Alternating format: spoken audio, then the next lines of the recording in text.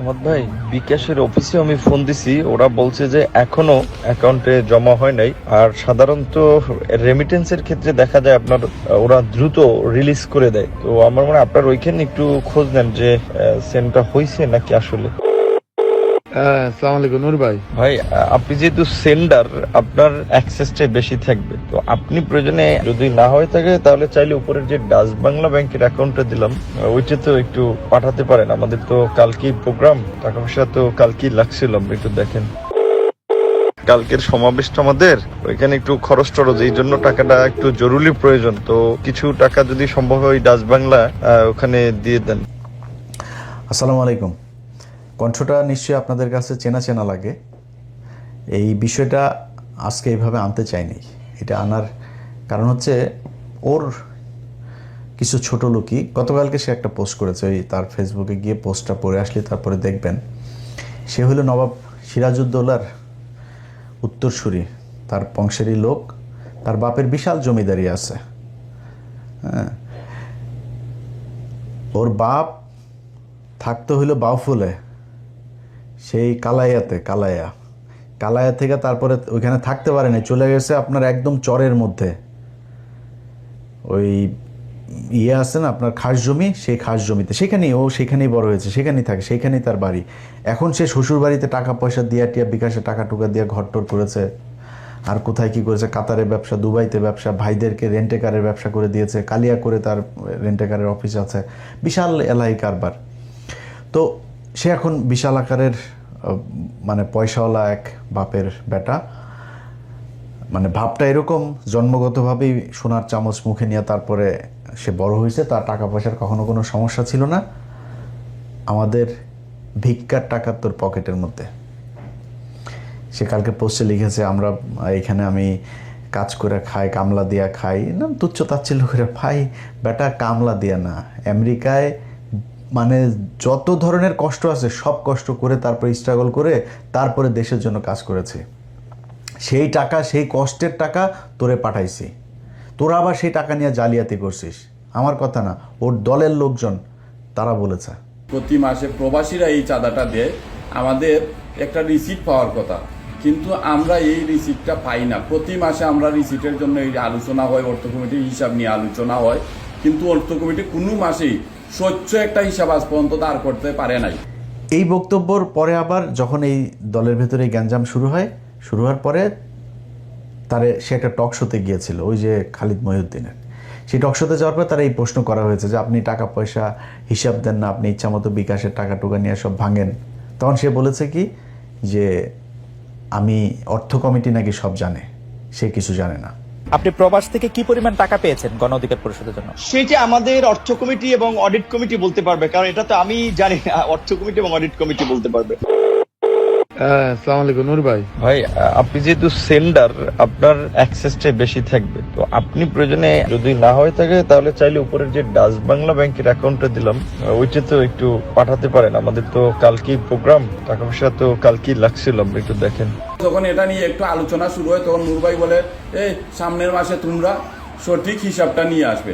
এখানে আলোচনা থামিয়ে দেওয়া হয়, তারপর থেকে আলোচনাটা আগায় না।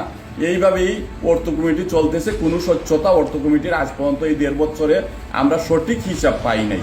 ও চুরি করতো, এটা ওর দলের মানুষ। এই যেটা ছাত্র অধিকার পরিষদ বলেন, ওই যে কোটা আন্দোলন বলেন, এই কোটা আন্দোলন দিয়েই তো সবার উত্থান। আপনি আসিফ বলেন, নাহিদ বলেন, ওই ওর আশপাশে যারা যে 2-4 জন আছে, ওর সাথে আর কেউই নেই এখন। ও খালি রাশেদ আর ও, এর বাইরে ওর সাথে কেউ নেই। ওর শ্বশুরবাড়ির কিছু লাঠিয়ালা আছে, ফুফাতো ভাই, খালাতো ভাই, চাচাতো ভাই, এগুলো মিলে বরিশালের একটা গ্রুপে নিয়ে, একটা লাঠিয়াল বাহিনীরে নিয়ে ও এনে ধান্দাবাজি করে। এই ধান্দাবাজি করেই তার চলছে। এখন সে নিজের বিরাট আকারের পয়সাওয়ালা লোকজন, বিরাট আকারের মানে অনেক কিছু হয়ে গেছে তো, বুঝছেন না? ফকিন্নির পোলারে আপনি যদি নাকি টাকা পয়সা দেন, ও তো এটার গরম সহ্য করতে পারবে না। এখন যখন কিনা ওর এই টাকা পয়সাগুলো আমরা 2000 কত সাল, এটা 19 সাল, 19 তারপরে 20, ওই সময়টাতে সবচেয়ে বেশি টাকা তাকে দেওয়া হইতো। একবার তার প্রতি মাসে আমরা 1-2বার এরকম প্রতি মাসে দিতাম বিভিন্ন জনের কাছ থেকে তুলে। তো তাদের ভেতরে একজনের কাছে $2,500 পাঠানো হয়েছিল একবার, আমার মনে আছে। এই টাকা এরকম অনেকে পাঠিয়েছে এখানে, মানে আমেরিকায় যারা আছে আপনি খোঁজ নেবেন, ওই নায়েব আলী, ওই যে মাসুম, এরকম যারা যারা আছে পরিচিত লোকজন যারা আছে, আপনারা তাদের কাছে জিজ্ঞেস করেন, সবাই টাকা দিয়েছে এবং মানুষের কাছ থেকে নিয়ে তারপরে টাকা দেওয়া হয়েছে। আমি যদি দিয়েছি $500, আরেকজনের কাছ থেকে নিয়েছি $500, আর যদি কোনো সময় দেখা গেলো $100 আছে, ওকে $100 কত ভাই 1000 হয়েছে, দান পাঠান, এভাবে টাকা পাঠানো হইতো। সেই টাকা $2,000 তাকে পাঠানো হতো। তখন $85, $84, $86 এরকম $1 রেট পাঠানো হইলো। সম্ভবত মনে হয় বাংলাদেশি টাকায় 2 লাখ বা এরকম অ্যারাউন্ড এরকম কিছু, আমার মনে নাই। বাট $2,500 আমরা পাঠিয়েছিলাম, 2,500। এই টাকা পাঠানোর পরে এখন হঠাৎ করে এই নুরু ফোন দিছে যে ভাই টাকা তো আসেনি। টাকা আসেনি মানে টাকা তো পাঠানো হয়েছে, ওর সাথে নামটা আর বললাম না ওইটা। এরপরে সে ধরা খাওয়ার পরে বলতেছে ভাই আমার বাচ্চা হয়েছে, ওয়াইফের ডেলিভারি, হসপিটালের বিলে টাকাটা খরচ হয়ে গেছে, আমি এটা খরচ করে ফেলছি। পরে আবার পাঠাইছি আমরা, এরপরে আবার ফের এই তুলে তারপরে তাদেরকে টাকা পাঠানো হয়েছে। নুরু এত সহজ না, আমেরিকার জীবন, আমেরিকায় আসে আর টাকা গাছ থেকে পড়ে যায় এরকম না। এখানে যারা স্যুট টুট পরেও বাংলাদেশে যায় না, এরা এখানে কে কী করে, তোর তো 14 গোষ্ঠীর মধ্যে মনে হয় আমেরিকা কেউ থাকে না, থাকলে জিজ্ঞেস করিস। ফকিন্নির বাচ্চা, তুই যে ভাব মারিস এখন, তোর যদি টাকা পয়সা সারা জীবনে যদি তুই বাংলাদেশের সালমান এফ রহমানও হইস, তাও আমরা বুঝবো তুই যে ফকিন্নির পোলা। তোর বাপ চরে থাকতো, তোরা এই কালায়া থেকে যায়, তারপরে তোর থাকার ঘর ছিল না, সেখানে কালায়াতে গিয়ে থাকতে, এটা আমরা জানি। এটা তুই কি ঠিক করতে পারবি? এই কথাগুলো আজকে আনতে চাই নেই।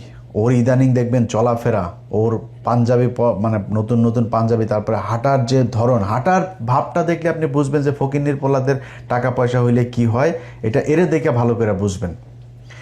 তো তার মূল কাজটা যেটা, সেটা হচ্ছে এখন যেটা হয়েছে, সে মূলত একটা ভাব ধরতে চাচ্ছে, একটা সুশীল একটা ভাব ধরতে চাচ্ছে। মাঝে মাঝে দেখবেন মবের বিরুদ্ধে কথা বলে, মব হচ্ছে এই সে এরকম কথাবার্তা বলতো, দেখতেন না?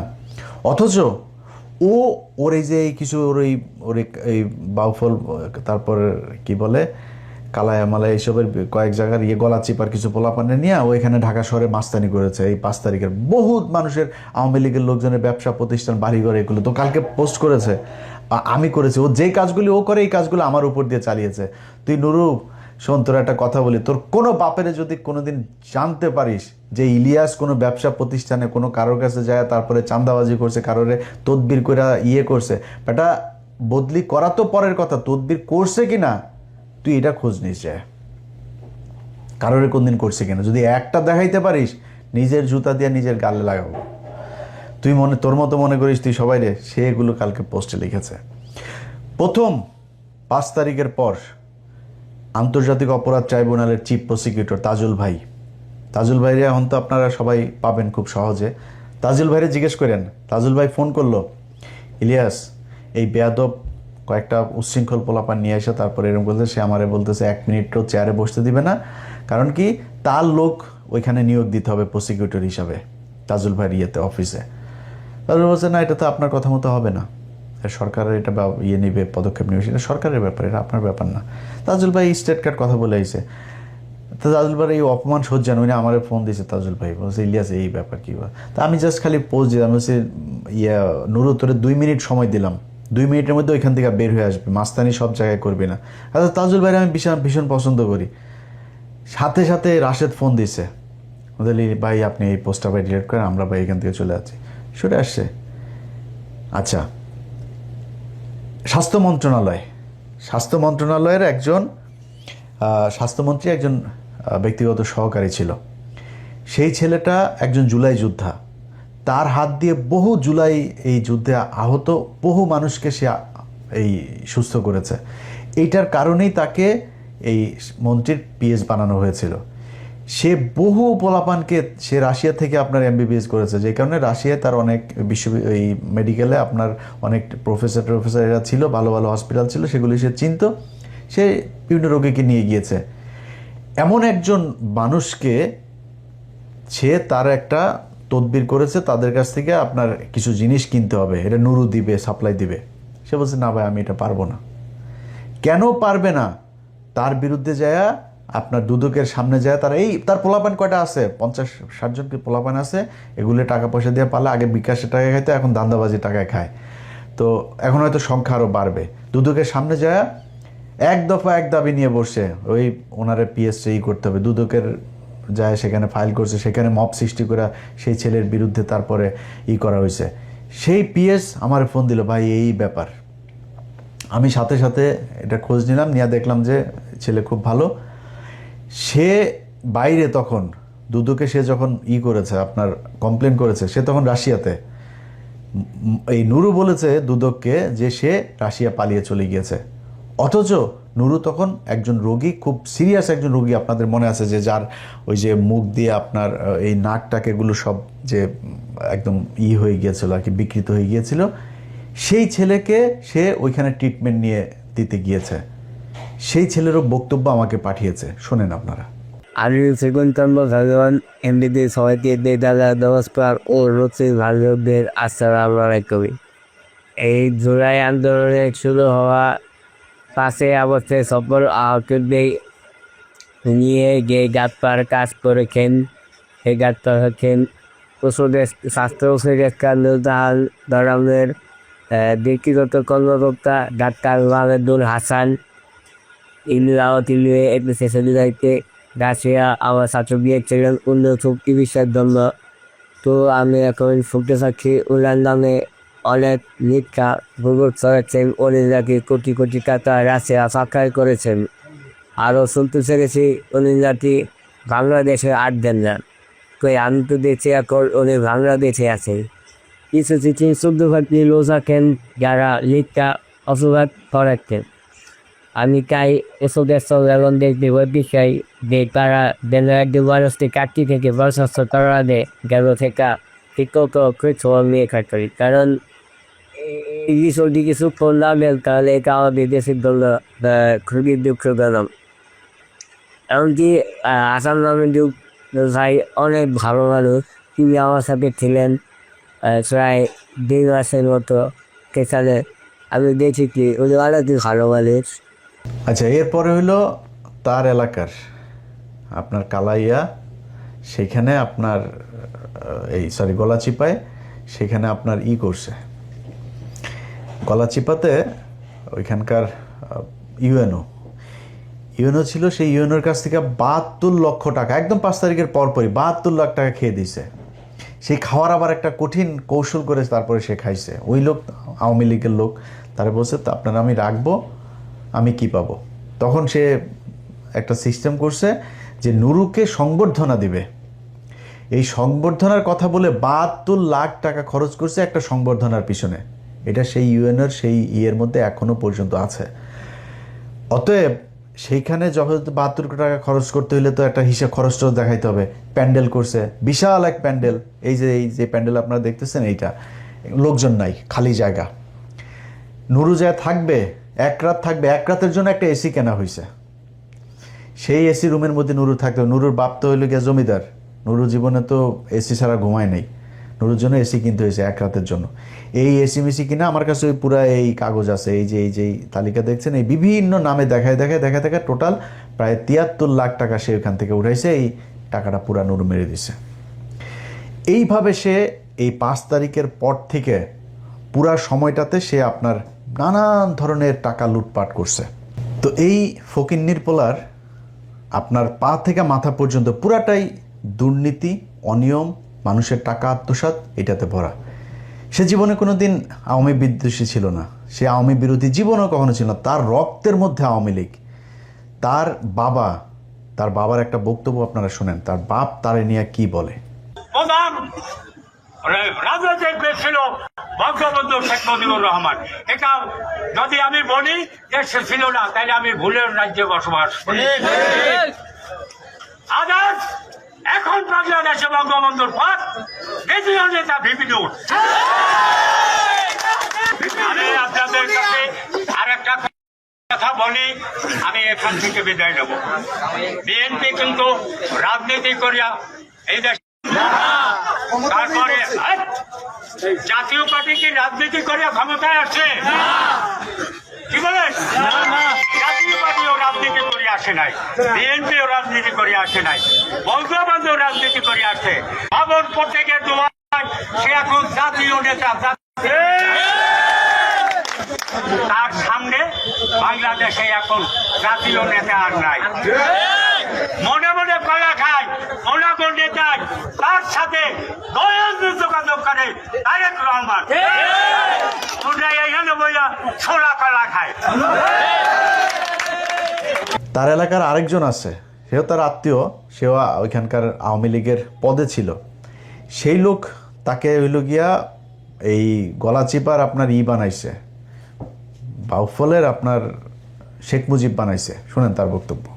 যিনি এই সারা বিশ্বে যাকে চেনে তিনি হলো নূর ভাই। আমি সর্ববিশ্বাস ইউনিয়নের 1 নং ওয়ার্ডবাসীকে বলতে চাই, ধর্মাত নির্বিশেষে গোপালগঞ্জ আমাদের শেখ হাসিনার বাড়ি, সেখানে অন্য কোনো গান নাই, শুধু গান হলো একটা নৌকা। আমাদের এই 10 মিলে গলা চিপা, আমরা তরে ভোট দেবো না, আমরা ভোট দেবো চরে। আমাদের গান হলো একটা, সেটা হলো সর্ববিশ্বাস ইউনিয়ন তৃতীয় গোপালগঞ্জ নামে পরিচিত।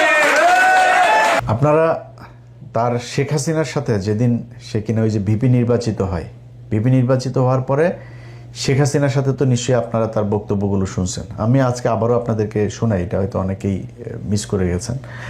সেখানে বক্তব্যটা আগে আমরা শুনে আসি। আমিও যেটা বলেছি যে আমি ছাত্রলীগের কর্মী ছিলাম না, শুধু ছোটোখাটো একটা নেতাও ছিলাম, হলের পোস্টেড ছিলাম। আর আমি বিভিন্ন প্রোগ্রামে গিয়েছি, আমি দেখেছি নেত্রীকে ঢাকা মেডিকেল যখন বার্ন ইউনিটে বিএনপির আন্দোলনের সময় যখন আছে বিভিন্ন অকারেন্সগুলো ওঠে, তখন তিনি গিয়েছেন। আমরা রাস্তার পাশে দাঁড়িয়েছি, তাকে দেখেছি গাড়ির কালো গ্লাস থেকে, স্পষ্ট দেখতে পারিনি, টিভিতে দেখেছি। আর আজকে দেখার পরে আমি অনেকক্ষণ চেয়ে রয়েছি। আমি 2.5 বছর বয়সে আমার মা মারা যায়, আর আমার ছোটো ভাইকে এখানে এসেছে, ওর বয়স ছিল তখন 1 বছর। আমার মায়ের এটা আমি যতটুকু মনে করতে পারি, আমি সেটা খুঁজে পেয়েছিলাম আমার প্রাইমারির একজন শিক্ষিকার মধ্যে, আমি যেই প্রাইমারিতে পড়েছি। আর আজকে আমি মাননীয় প্রধানমন্ত্রী এতদিন টিভিতে আমি ওভাবে দেখতে পারিনি, কিন্তু আজকে দেখে আসলে আমার মনে হয়েছে যে তার মধ্যে আমার মায়ের চেহারাটা আমি কিছুটা দেখতে পেয়েছি, এরকম একটা জিনিস হচ্ছে। সেজন্য অনেকে আসলে বিভিন্ন উপাধিতে বলে থাকেন। আর আমরা একটা জিনিস দেখেছি যে আসলে তিনি প্রধানমন্ত্রী হিসেবেও, আমি বলবো না তিনি প্রধানমন্ত্রী, তিনি সবার প্রধানমন্ত্রী, তারপরেও তার কিছু স্পেশাল আসলে ক্যারেক্টার যেটা আমরা দেখেছি, যে কখনো ছোট শিশুকে কোলে নিয়ে মানে একদম সিম্পল একজন যে নারীর যে ভূমিকা, সেই ভূমিকা অবতীর্ণ।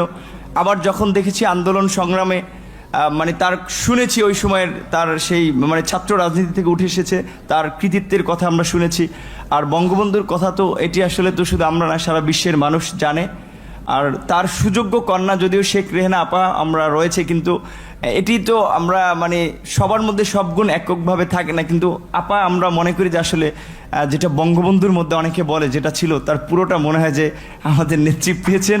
আমার আপার প্রতি অনুরোধ থাকবে যে আসলে অনেকে, যেটা আমি আপা বলতে চাইনি, কারণ আমি আসলে মানে মায়ের ওই জায়গাটাকে তাকে দেখতে চেয়েছিলাম, কিন্তু সবাই ছাত্রলীগ, আমিও যেটি করেছি সবাই আপা আপা বলে, এই জন্য আমার মুখ থেকে ঘটনাটা বের হয়েছে যে আমার ছাত্রলীগের ভাই বন্ধুরাও কেন যেন আমাকে আসলে জামাত শিবির বানানোর জন্য তারা খুব একটি অপপ্রচার করেছিল তাদের ছাত্রলীগের এতগুলো এরকম একটা পোস্টে থাকা অবস্থায়। আর আপনারা দেখেছেন যে আমার পরিবারের, আমি আশা করি যে মাননীয় প্রধানমন্ত্রীর কাছে আমার পরিবারের সকলের মোটামুটি একটা তথ্য আছে, সেখানে দেখেছেন যে আমার পরিবার আসলে মানে পুরো পরিবারে ছিল আওয়ামী ব্যাকগ্রাউন্ডের। কিন্তু আসলে আমি অনেক কথাই বলতে চেয়েছিলাম, কিন্তু আবেগ ভালোবাসায় অনেক কিছুই ভুলে যাচ্ছি। জয় বাংলা, জয় বঙ্গবন্ধু। আর আমি প্রধানমন্ত্রীর অনেকটা প্রোটোকল, এই কারণে আমি অনেকটা আমার একটু ইচ্ছা ছিল যে বঙ্গবন্ধু শেখ মুজিবুর রহমানকে কখনো তো দেখিনি, তার কথা শুনেছি। আর তার গান যেটি আমি ক্লাস 5-এ একটা গান খুব ভালো লেগেছিল, আমাদের স্কুলের মাঠে মুক্তিযোদ্ধা সংসদ সন্তান কমান্ডের আয়োজনে একটা প্রোগ্রাম ছিল, ওখানে এরকম একটা গান ছিল, যদি রাত পোহালে শোনা যেত বঙ্গবন্ধু মরেনি, তাহলে আমরা পেতাম জাতির পিতা বিশ্ব পেত মহান নেতা, এরকম একটি গান। আর বঙ্গবন্ধুর প্রেমে তো সবাই পড়েছে। আর আমার যেহেতু আমি বলেছি আমার মাকে আমি সেই 2.5 বছর বয়সে হারিয়েছি, আমাদের প্রথমে আমার ইচ্ছা ছিল যে আমি মাননীয় প্রধানমন্ত্রীকে, যেমন ভারতের নরেন্দ্র মোদী আমরা দেখেছিলাম মাননীয় প্রধানমন্ত্রী যখন গিয়েছেন কোনো রকম প্রোটোকল ব্রেক করেই তিনি তাকে ওয়েলকাম জানিয়েছিল, আমার একটা ইচ্ছা ছিল তাকে মানে একদম ঝটিকার আগে তাকে সালাম করাটা, কিন্তু আমি ভাবছি তার পিছনে যেহেতু তার নিরাপত্তা রক্ষীরা রয়েছে সেটা বিঘ্ন ঘটবে কিনা, এই জন্য আমি যাইনি। আমি একটু প্রধানমন্ত্রী আপনাকে একটু, যেহেতু আমার মা নাই, আমি বলেছি আমার সেই মাতৃত্বের ছায়াটা আমি দুজনের ব্যক্তির মধ্যে খুঁজে পেয়েছি, সেটা আমার শিক্ষিকা এবং হচ্ছে আপনি। আমি একটু আপনাকে সালাম করতে চাই।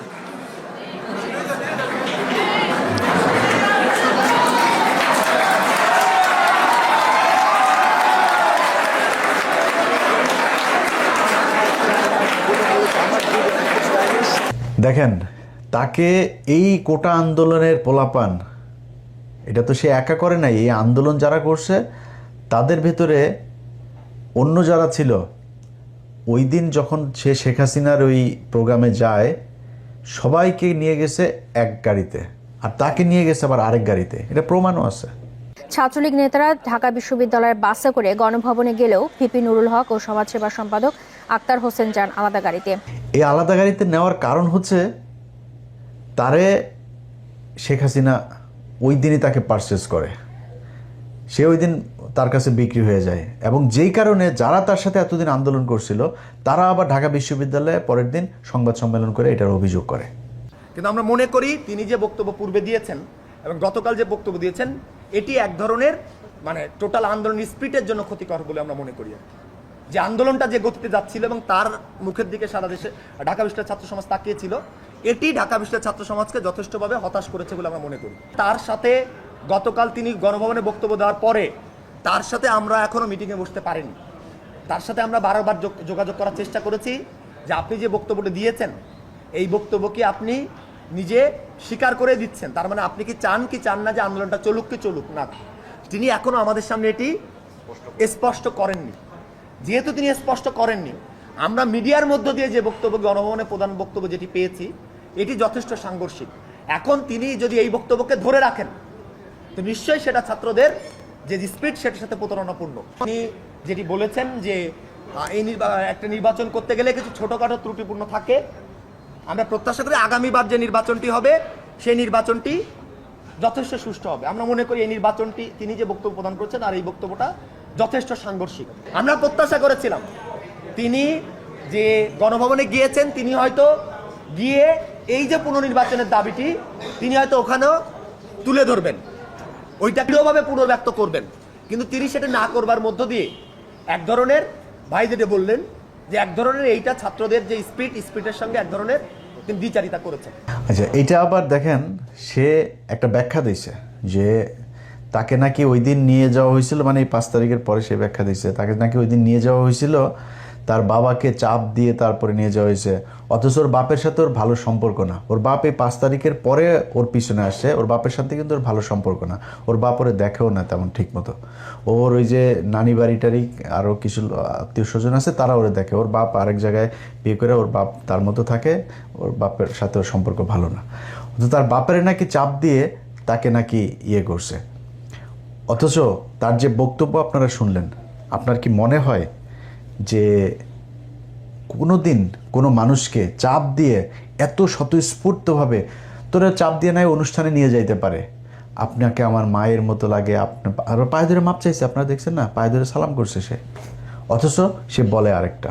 আমার কাছে ফোন আসলো তৎকালীন প্রধানমন্ত্রীর কার্যালয়ের থেকে, যে ডাকসুর সমস্ত প্যানেলকে তিনি চায়ের আমন্ত্রণ জানিয়েছে। যাওয়ার সিদ্ধান্ত নেওয়ার আগেই তখন আমার বাবাকে এই পটুয়াখালী থেকে ঢাকায় নিয়ে আসা হয়, এবং নিয়ে এসে তাকেও কিছুটা আসলে যে আতঙ্কিত করা হয়, আপনার ছেলে যদি না যায় আপনার ছেলেকে মেরে ফেলতে পারে। যে দেখেন, খালেদা জিয়ার মতো একজন বিশাল মাপের নেত্রী, তাকে জেলে নিয়েছে, বিএনপির নেতাকর্মীরা কি আন্দোলন করে তাকে বের করতে পেরেছে? সে যদি না যায়, এটার জন্য তার পরিণতি কিন্তু চরম আসলে খারাপ হতে পারে। তো এখন আমার মা নেই, তো আমার বাবা আসলে এক প্রকারে আমার বলা চলে যে খুব ক্ষমা চাওয়ার মতো, যে বাবা আমি তো তোদেরকে মানুষ করেছি, আমি তোদের কাছে কিছু চাই নাই, বলি নাই, তোরা বিশ্ববিদ্যালয়ে পড়স। আমি তোর একটা অনুরোধ করি যে যেহেতু প্রধানমন্ত্রীর পক্ষ থেকে দাওয়াত করা হয়েছে, গণভবনে যাও। উনি স্বাভাবিকভাবেই যে একজন মায়ের জাতি, তো ওনাকে তুমি সেভাবেই সম্মান করবা। আমার বাবাই আমাদেরকে তখন মায়ের আদর বাবার আদর দুটো দিয়ে বড় করেছে। তখন আসলে আমি খুব একটা দায়বদ্ধতার মধ্যে পড়ে যাই যে আমার বাবার কথা বা বাবার একটা আকুতি, বা আমি নিজে যে ক্যারেক্টারের বলা চলে, সেটা আমার বাবার অনুরোধের কারণে। আচ্ছা দেখেন, সে যে কথাটা বলেছে এই কথাটা সত্যি না। তার বাবাকে ধরে তারপরে চাপ দিয়ে তাকে তারপর করেছে, এই কথাটা সত্যি না। কিন্তু একটা জিনিস সবার মাথায় প্রশ্ন আসতে পারে যে নুরু তো হাসিনার বিরুদ্ধে আন্দোলন করেছে, অনেকবার মার খেয়েছে, বহুবার, যতবার মার খাইছে ওর লুঙ্গি খুলে যদি নাকি ওর পশম গুনেন অতগুলি পশম নেই, যতবার পিটানিও খাইছে, ও জীবনে বহুত পিটানি খাইছে। তো এই পিটানি খাওয়ার অভ্যাসটা তার আছে, কিন্তু উদ্দেশ্য তার একটা ছিল, সেগুলো তার বড় হইতে হবে, মানে পয়সা পাতি হইতে হবে, ক্ষমতা আসতে হবে, এরকম একটা তার এইটা ভয়ঙ্কর রকমের ছিল তার ভেতরে। যে কারণে সে কিন্তু হলের পোস্টেড নেতা, সে ছাত্রলীগ করতো, আওয়ামী লীগ করতো, বাট ওইখানে যে ভাত পায় নাই, এখন তারা আলাদা সংগঠন করে তার নেতৃত্বে আসতে হবে, সে কারণে সে এটা করেছে। এই দেশের জন্য না, এই মানুষের জন্য কোনো কিছু না, সে তার নিজের জন্য করেছে। এবং তার পা থেকে মাথা পর্যন্ত পুরাটা দুর্নীতি এবং অনিয়ম এগুলো দিয়ে ভরা। এটা আমার কথা না, মানে আমি যে তাকে তার সাথে লাগার জন্য বলছি সেটা না, তার দল যারা করেছে এই পর্যন্ত, এই যে যাদেরকে দেখেন আসিফ নাহিদটাই যা কেউ থাকে নাই তার সাথে, কারণ থাকে না জানেন, কারণ তার এই চরিত্রের কারণে। আমার এখানেও আপনাকে একজনের বক্তব্য শুনে, তার দলের লোকজন তারা কি বলে, তারা যারা তার সাথে ছিল, যারা টাকা পয়সা দিত, এখানে কয়েকজন ব্যবসায়ী আছে আমার পরিচিত, এরা টাকা দিয়েছে, আমি বহু মানুষকে ভাই করেছে, ভাই নাম্বার দিয়ে দিতাম, ভাই এর এই নাম্বারে টাকা দিয়েন, একটা কল দিয়ে টাকা দিয়েন, এভাবে টাকা দিত। সেই ব্যক্তিরা তার দল থেকে চলে গিয়েছিল। চলে যাওয়ার কারণ আবার আছে আরেকটা, সেটাতে যাই, সেটা দিয়ে শেষ করি। এটা হচ্ছে যে আপনাদের ওই রেজা কিবরিয়ার কথা তো মনে আছে, তাই না? রেজা কিবরিয়া যখন দলে আসে, রেজা কিবরিয়া কিন্তু খুব ইন্ডিয়া বিরোধী একটা মানুষ। তো সে বারবার প্রকাশ্যে বলতো যে তার বাপকে খুন করেছে, আওয়ামী লীগ মেরেছে, বিএনপির কেউ তার বাপকে মারে নাই, এই কথাগুলো কিন্তু সে বলতো। এই কারণে তাকে দেখতে পারতো না। তখন এই নূরের সাথে হাসিনার সম্পর্ক খুব ভালো, এবং হাসিনা তখন নুরুকে পুরো একদম কিনে ফেলেছে। ওই সময়টাতে যখন রেজা কিবরিয়া এসে দলে ঢুকার পরে ইন্ডিয়া রেজা কিবরিয়াকে থাকতে দিবে না। একজন ব্যক্তিকে ঢুকাইলো, তার নাম হলো বিপ্লব কুমার পোদ্দার। সে বিপ্লব কুমার পোদ্দার হঠাৎ করে এসে দলের ভিতরে একদম প্রথম সারিতে চলে আসলো, তার পাশে বসে থাকে। এই লোকটা যখন আসার পরে রেজা কিবরিয়াকে বাদ দিয়ে দিবে। যখন রেজা কিবরিয়াকে বাদ দিয়ে দিবে বলছে, তখন আবার আমরা একটু রিয়েক্ট করলাম যে আপনারা এটা বাদ দিচ্ছেন কেন? এটা বাদ দেওয়ার পরে ওর দলের ভেতরে কিছু মানুষজন ওর থেকে বের হয়ে গেলে, এখানকার আমার পরিচিত কিছু ব্যবসায়ীরাও বের হয়ে যাবে, এবং এরা তখন বললো যে আমরা ওরা টাকা পয়সা দিব না, আমরা আগের টাকা পয়সার হিসাব চাই। এই টাকা পয়সার হিসাব যখন চাইছে, সে টাকা পয়সার হিসাব দিবে না, টাকা পয়সার হিসাব তার কাছে নাইও, সে দিতে পারবেও না। তো তারা করলো কি, তারা দল থেকে বের হয়ে গেল, এবং তারা সরাসরি অভিযোগ করেছে এই অভিযোগগুলো। এনিওয়ে, আমি উনাকে প্রতি মাসে আমি টাকা দিতাম দলের জন্য, কিন্তু উনার নামে, ওনার অ্যাকাউন্টে, ওনার বিকাশ নম্বরে আমি টাকা দিতাম। সো এটা আজ থেকে আমি আর দিব না। এমনকি আমি উনার সাথে কোনো দল করব না, এই দলের মধ্যে আমি নাই। উনি জাতির কাছে আইসা মাফ চাও, যদি জাতি মাফ করে দেয় ভালো, আর এইরকম দেশের গাদ্দারের সাথে আমি কাজ করব না। আর যদি আপনারা প্রমাণ সহকারে রিসিপ্ট সবকিছু দেখতে চান, আমি দিয়া দিব ইনশাল্লাহ, এবং কি প্রুফ সবকিছু আছে। আমি উনাকে প্রতি মাসে টাকা দিতাম, উনি একটা টাকাও দলের মধ্যে দেয় নাই। আমরা আমেরিকা থেকে অনেক টাকা পয়সা এই দলের জন্য দিয়েছি, যেটার এখন পর্যন্ত আমরা কোনো হিসাব পাইনি, অর্থ কমিটির কাছেও পাইনি, নূরের কাছেও পাইনি। আমরা বিকাশের মাধ্যমে, বাই অ্যাকাউন্টের মাধ্যমে, বাই পিন নম্বরের মাধ্যমে আমরা লক্ষ লক্ষ টাকা এই দলের জন্য দিয়েছি। আমরা আর কোনো টাকা পয়সা এই দলের জন্য খরচ করব না, কারণ এই দলটা এখন এনডিআর হাতে চলে গেছে। আর সদস্য সচিব এটাই করতেছে, এনডিআর রয় ওনাকে যে মেসেজটা দিতেছে এটাই উনি করতেছে। আপনারা দেখেন যে উনি ডক্টর রেজা কিবরিয়া, ওনাকেও বের করার ফায়দারা উনি করতেছে, আসলে উনি করতেছে না, এটা রোর মাধ্যমে হয়েছে, কারণ রেজা কিবরিয়া এগেনস্ট অফ র। আচ্ছা, খালি রয়ের বিষয়টাই না, তার সাথে আবার মুসাদের বিষয়টাও কিন্তু এখানে আসছে, তাদের সাথেও সে দেখা করছে, এবং সে তার লোকজন যাদের টাকায়, যাদের প্লেনের ভাড়ায় সে ওখানে গেছে, তাদেরকে পর্যন্ত রাখে নাই। সে গোপনে যায় মুসাদের সাথে, ওই যে মেহেন্দি সাপাদির সাথে দেখা করে আসছে, সেটা তার দলের লোকজন বলছে। মিটিংয়ে ছিলেন কতক্ষণ আপনি মেহেন্দির সাথে? 40-45 মিনিট। ছবি তুলে নেয় মেহেন্দির সাথে? একটা বোধহয় তোলা হয়েছিল আমাদের।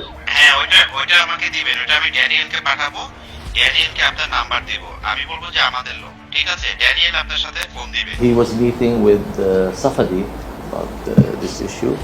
And there was other meeting took place, I think, in Dubai, in Qatar, in India. Mehedi and সাফাদির সাথে আমার মিটিং হয়েছে, আমার বৈঠক হয়েছে, আমার কথা হয়েছে, আমার আলোচনা হয়েছে। তো তাতে কি হয়েছে? 11 ডিসেম্বর নূর ভাই আমাকে SMS করে জানালেন যে জীবন ভাই 16-17 তারিখ যদি আপনি ফ্রি থাকেন তাহলে আমরা উমরার উদ্দেশ্যে মক্কা চলে যাব, সেখান থেকে হজ করে আমরা আমাদের এই সাংগঠনিক কার্যক্রম শুরু করব। আমি বললাম ঠিক আছে, আমরা চলে যাবো, সমস্যা নেই। তো যখন তারিখটা কাছাকাছি আসলো তখন আমাকে তিনি 19 তারিখে ফোন দিলেন, বললেন জীবন ভাই আমি চলে যাচ্ছি, একজন ভালো ডোনার পাওয়া গেছে যে কিনা আমার টোটাল ফেয়ারটা বেয়ার করবে।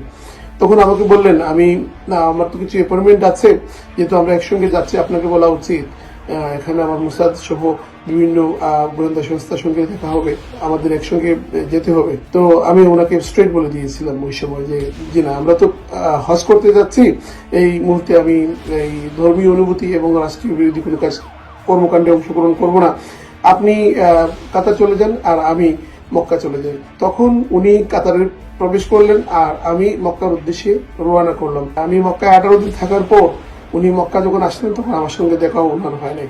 তো টোটাল সাংগঠনিক সফরটা আমাদের একসঙ্গে ছিল, কিন্তু আমরা একে অন্যের সঙ্গে কখনো দেখা হয়নি, কারণ একটাই বিষয়, আমি ওনার সঙ্গে দ্বিমত পোষণ করেছিলাম। তাই এবার এই যে বিভিন্ন দেশের গোয়েন্দা সংস্থা এবং যারা আমাদের শত্রু হিসাবে আমরা যাদেরকে ট্রিট করি, সেই সব দেশের গোয়েন্দা সংস্থার সাথে যায় যেই নেতা তারপরে গোপন গোপন বৈঠক করে, সেই বৈঠকে কি কথা হয়েছে কি আমাদের দেশের মানুষকে আজও পর্যন্ত সেটা জানতে দেওয়া হয় নাই। এবং হাসিনাও কিন্তু তাকে কিছু বলে নাই, কারণ হাসিনার সেই রয়ই তাকে সেই মিটিংগুলো করাইছে, যে কারণে তাদের কোনো সমস্যা নেই। সে কিন্তু এখান থেকে আসার পরে বিমানবন্দর থেকে তাকে অফিসে নিয়ে যাওয়া হয়েছে, তারপরে সেখান থেকে নিয়ে যাওয়া হয়েছে ভারতীয় হাই কমিশনে, তার লোকজন বলছে এগুলি। দুবাইতে আইসা যে মেহেদী সাফাদির সাথে মিটিং করলেন, প্লাস ওইখান থেকে যাওয়ার পর বাংলাদেশে এনডিআর বা গোয়েন্দা বা হাই কমিশনারের সাথে মিটিং করলেন, এটা কিন্তু আমাদের দলের জন্য কাম্যকর নয়। উনি যে কাজটা করছেন দেশদ্রোহী, তাই আমি খুবই দুঃখ পাইছি। দেখতেছেন কিছুদিন থেকেই আমাদের গণ অধিকার পরিষদে একটা বিশৃঙ্খলার সৃষ্টি হয়েছে। দুঃখজনক হলো বিষয়টা সত্যি। বিপ্লব কুমার পোদ্দার উনি যখনই আমাদের দলে আসলেন তারপর থেকে আমাদের দলের সমস্যাটা শুরু হয়েছে, কারণ বিপ্লব কুমার পোদ্দার উনি একজন রোড এজেন্ট। আমাদের সদস্য সচিব বিপি নুরুল হক নূর উনিও একজন রোড এজেন্ট। উনি ইন্ডিয়ান হাই কমিশনার সঙ্গে দেখা করেছেন, রোড সঙ্গে ওনার কন্টিনিউ যোগাযোগ আছে।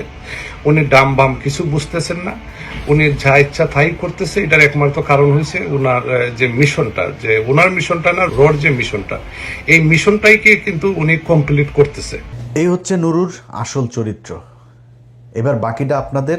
নুরু এখন মন্ত্রী হয়ে গেছে, মন্ত্রী এসে নিজের মনে করছে সে কুয়ার ব্যাংক, সে এটা মনে করারই বিষয়, বাট দিন এটাই শেষ না। নুরু, তোমার কপালে ওই আগে যেরকম খাইতে না, ওই জিনিস তোমার কপালে আরও বহুত আছে। ওই যে গলা চিপার লোকজনই তোমারে খাইয়ে দিবে।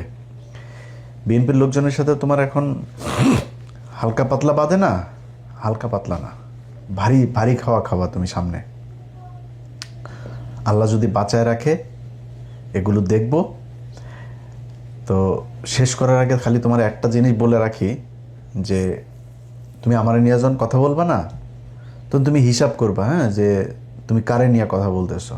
ধরো কথা তুমি আমার টাকা পয়সা নিয়ে কথা বলবা, আমার বাপের কি আছে ওইটাকে একটু খোঁজ নিবা, হ্যাঁ, আমার কি আছে, আমার কয়টা টাকা আছে সেটাও আবার খোঁজ নিবা। মানে আমি তো এখানে কাজ করি, তাই না, আমার কাজ করার মধ্যে আমার তো হাজার হাজার কোটি টাকা নেই, কিন্তু যেটুকু আছে সেটা আমার কাজ করে তারপরে যতটুকু আমি উপার্জন করছি ওইটা কতটুকু আছে, তুমি কি কাজ করো ওইটা একটু হিসাব করবা। ভিক্ষা করে খাইয়া, যার কাছ থেকে ভিক্ষা চায়া খাও, তারে নিয়ে আবার টাকা পয়সা, তুই একটা অন্য আলাপ করতে পারতি। তুই কালকে ফেসবুকের পোস্টে তুই তহিদ আফ্রিদিরে ছাড়াইছিস, সেই তহিদ আফ্রিদিকে ছাড়াইতে গিয়া তারপরে কয় টাকা নিছিস না নিছিস, কি করছিস, তহিদ আফ্রিদি কি ছাড়া পাইছে কিনা, তোর পোস্টে কিন্তু সেই আলোচনায়। আমি তোরে এখন নতুন করে ধরছি কেন, কারণ আমি আপনাদেরকে এই ভিডিওর মাধ্যমে জানাই রাখি, তহিদ আফ্রিদি জামিনে বের হয়ে গিয়েছে। তাকে খুব সুকৌশলে দেশ থেকে বের করে, আমি জানি না সে দেশ থেকে বের হইতে পারছে কিনা, বাট তাকে সুকৌশলে দেশ থেকে বের করার চেষ্টা চলছে। এই নুরু করেছে সব কিছুর একদম অর্গানাইজ করেছে এই নুরু। আপনাদের দেশবাসীর কাছে আমি আজকে ভিডিওতে বলে গেলাম, আমার এই ভিডিও থাকবে, আপনারা জানতে পারবেন, এই দেশের মিডিয়ার কাছে জানতে পারবেন, নাহলে আমি কনফার্ম হয়ে একদম তথ্য সহ আপনাদেরকে জানাই দিব। আপনারা এই 2-4 দিনের ভেতরেই বাংলাদেশের মিডিয়াতে জানবেন যে তহিদ আফ্রিদির জামিন হয়ে গিয়েছে। কিন্তু জামিনটা আসলে হয়ে গিয়েছে, সে বের হয়ে গিয়েছে, এটা নুরু করেছে, এই জন্য ওরে আমি ধরছি এবার।